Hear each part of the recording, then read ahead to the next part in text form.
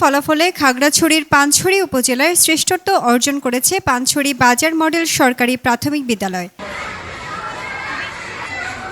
আজিজুর রহমান শাহিনের পাঠানো তথ্যচিত্রে জানা যায়, প্রতিষ্ঠানটি থেকে ২৫ জন শিক্ষার্থী অংশ নিয়ে ৯ জন ট্যালেন্ট পুল ও ৭ জন সাধারণ গ্রেড সহ মোট ১৬ জন বৃত্তি লাভ করেছে। আমি পানছড়ি বাজার মডেল সরকারি প্রাথমিক বিদ্যালয় থেকে ট্যালেন্ট পুল বৃত্তি অর্জন করতে পেরেছি।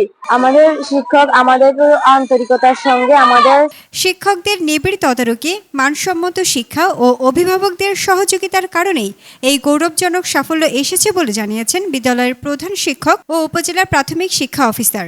আমি তাদের এই যারা বৃত্তি পেয়েছে তাদের সার্বিক কল্যাণ কামনা করি। প্রথমে আমি কৃতজ্ঞতা প্রকাশ করব আমার সম্মানিত অভিভাবক যারা আছেন তাদের প্রতি এবং আমার সহকর্মী বৃন্দ এবং সবশেষে রয়েছে আমার শিক্ষার্থী বৃন্দ, আসলে যাদেরকে ছাড়া এই সাফল্য আমরা পেতাম না।